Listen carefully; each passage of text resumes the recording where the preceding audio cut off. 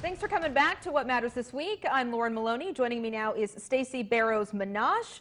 She is one of the owners of Johnson Woolen Mills. This is a big week for you. You're coming off kind of a big high, so to speak, because literally on Monday, you were at the White House because your company was represented from Vermont. How fantastic is that? Oh, Lauren, it doesn't get any better.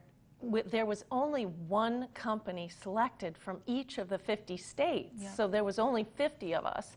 And for Johnson Woolen Mills to be selected to be at the White House was just a dream come true. It was wonderful. Now, was there a selection process? Did you reach out to them? Did somebody reach out to you? How did that work? You know, that's a great question. I don't know how they chose us. It could be because we're 177 years old. It could be because I'm fourth generation, the first woman to run the company. I think they looked at businesses for whatever reason, but they chose us, and it was a wonderful experience. It was great. So when did you get the call that you were picked? Probably about 4 weeks ago. There wasn't a very long window. No, not a long window at all.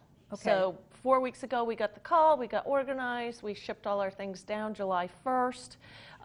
Sunday we set up, and then Monday the 15th was the event. So it went really fast. So you and I were talking, everything that was on exhibit, and we'll have pictures to show our viewers as well, everything that was on your table, on the Johnson Woolen Mills booth, you had to ship way ahead of time. It wasn't something you packed and you brought with you this past weekend. No, we had to have it there for July 1st because it had to go through security. And we shipped 4 boxes. Me, being a woman, I probably overpacked as usual because I wanted to bring one of everything so we could really showcase all the different products we do, and we do a lot of different things. So how did you narrow it down to what was going to be the focus at the table? Well, there's different things that you have to cover. For example, we're one of the only companies that make wool for children. So I brought a tiny little jack shirt in wool in size 4, and then a pair of our pants in size 4. So just to showcase that we did things for children, I brought some ladies' things, our famous anorak jacket, which is an oversized ladies' jacket. It's wool on the outside and flannel on the inside. You had to have one of those. A cape, hunting jacket, different vests, button vests, lined vests. We even brought some dog coats because we keep everybody in the family warm. Mom, Dad, and the dogs. Well said, well said. Yeah. So on Sunday you got to set up. You were in the red room. Right. It was 3 or 4 rooms you said that the vendors were set up in? Yes. There was the red room that had 2 booths. There was the gold room that had a few more, the green room. The rooms at the White House are just so gorgeous. There was probably 5 rooms inside and a hallway. So you'd come up the stairs and into the hallway, and there would be some booths there. And then out on the lawn, there were 3 or 4 displays that wouldn't fit in the White House. One was a rocket launcher. Like planes and helicopters, some big infrastructure type things. An Airstream camper, just gorgeous, gorgeous, a beautiful, beautiful boat. And each one of these beautiful products were manufactured in America by Americans, and they're just really impressive. Did you get to look at some of the other vendors too? What impressed you as far as what you saw as far as the companies selected? Well, they were fantastic companies, and I didn't get to see them all, but there's a fantastic boot company from Montana. We met the people that came from Maine.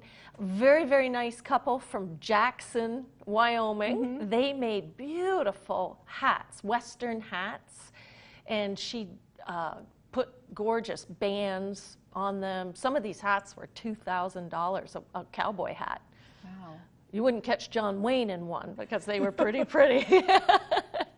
But outside, the Airstream camper was amazing. And again, the rocket launcher was very impressive. I actually set sat next to Marilyn, and she's the CEO of Lockheed Martin, and what an incredible, incredible woman. And you said, you know, you're a little company with 23 employees, but you were with companies that had thousands of employees. So the contrast was something. Well, it was incredible. We have 23 employees, and I'm sitting next to a woman who has 25,000 employees. Whoa. And, you know, they were all over the board, everywhere in between. There was some companies that might have had only 6 employees, some that were just starting, some that had been around.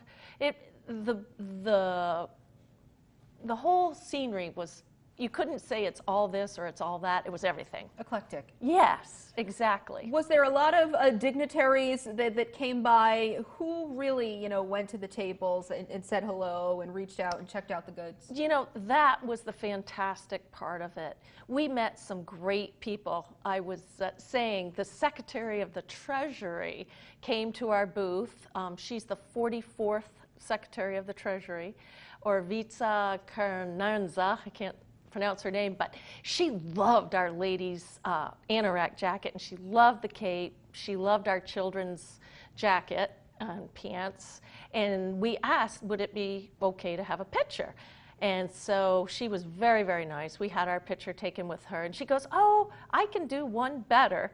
And she got out a brand new dollar bill that she had signed that had her name on it and gave it to us. And it was just really special. You know, Mike Pence was there, very, very nice, met with a lot of the booths.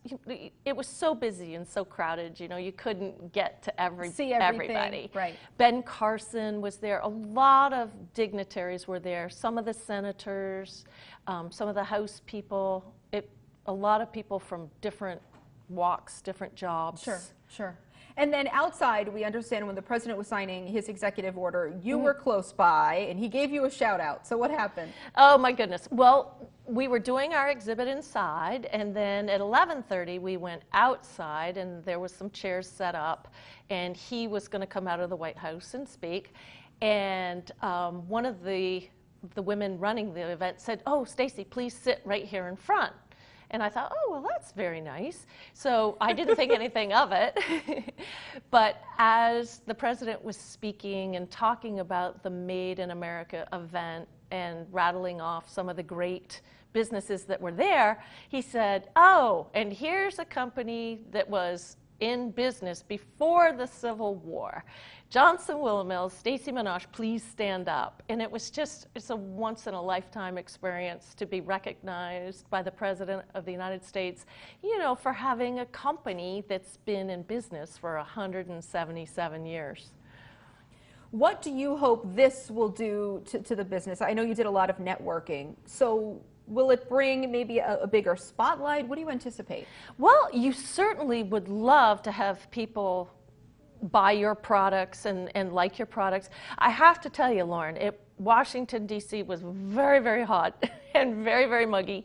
And so no one was beating the table down for wool. Yeah, no one was trying to try on the wool jacket. Yeah. Right. So, but my hope was, I'd say to them, you know, a few months, things will turn around. Call us when you get a goosebump.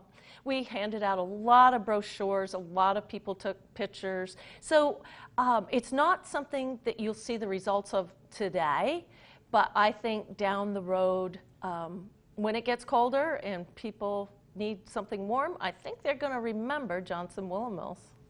Now, let me ask you this, because I did see a comment on an article, you know, in a Vermont paper, I believe, that did it cross your mind about how, you know, this company going to the White House, you know, did you ever think, because of the ongoing, you know, issues right now in the country and the divide, did it question what your customers might think of you deciding to go to the White House and representing Vermont?